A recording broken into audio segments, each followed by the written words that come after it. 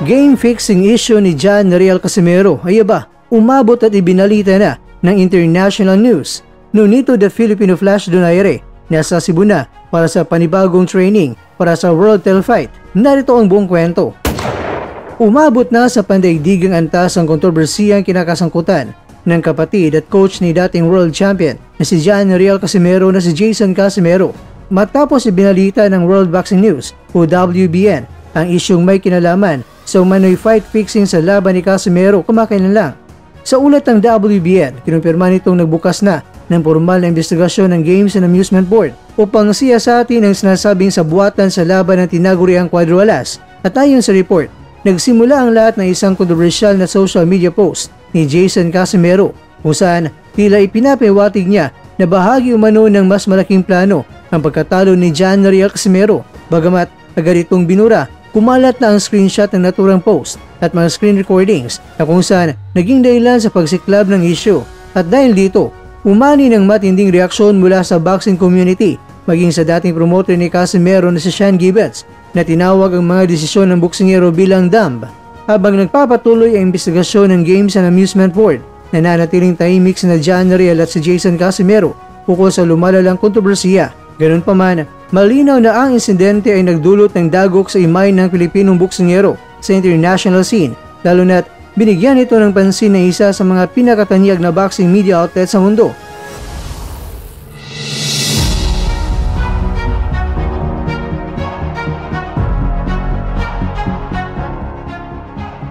Samantala, muling nagbabalik sa Cebu ang dating 4 na dibisyon na world champion na itong si Nunito the Filipino Flash Donaire Jr. upang simulan ang kanyang pagganda para sa panibagong laban sa kampyonato.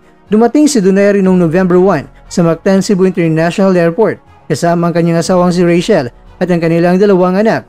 Mainit silang sinalubong ng mga opisyal ng Omega Boxing Gym kung saan muling sasanayin ang 23 anyos na boxing legend. Ang pagbabalik ni Donaire sa Mandawi City-based Omega Gym na pag-aari ng International Pharmaceuticals Incorporated ay nagmamarka ng kanyang muling pagtitiwala sa lugar na minsan ang naging bahagi ng kanyang pagganda noong 2023 para sa laban kontra yan kay Alexandro Santiago para sa WBC Bantamweight title. Ngayong taon mga kwento, isang makasaysayang laban muli ang kanyang harapin sa Tokyo, Japan sa December 17 kung saan makakarap niya ang undefeated Japanese champion na si Sia Tsutsumi na may karterang 12 wins, walang talo, mayroong 3 draws at meron siyang 8 knockouts. Kung magwawagi si Donaire, maging ikatlong pinakamatandang boksingero sa kasaysayan na makakamit ng world title, isang patunay ng kanyang tibay, disiplina at hindi matatawarang dedikasyon sa sport.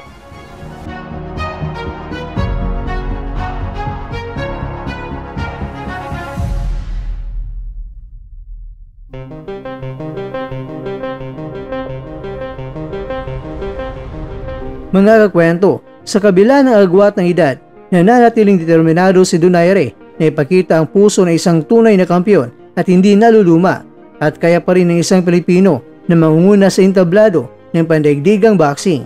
Kaya naman, makakaukit pa kaya ng kasaysayan ang ating kababayan.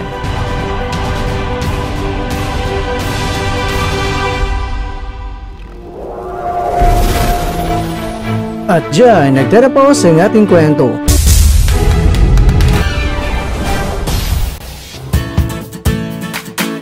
Maraming salamat mga kakwento sa inyong panonood. Pero baka naman mga kakwento ay nagustuhan niyo po ang kwento natin ngayon.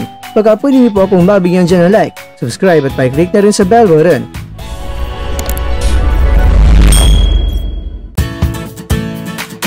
Pero bago tayo tatapos mga kwento, syempre, shoutout po muna tayo dyan sa ating mga kakwento. Kay kakwentong Ramil Corneso, kay kakwentong Mindset Pinoy TV, kay kakwentong Rex Kalusayan, at kakwentong nanonood ngayon, shoutout sa iyo dyan. Bueno, hanggang dito na po muna ang ating kwentuhan at abangan nyo na po ating susunod na video. At dito lang po yan sa isang channel na kung saan maaring ito'y mga kwentong di pa na kwento sa inyo.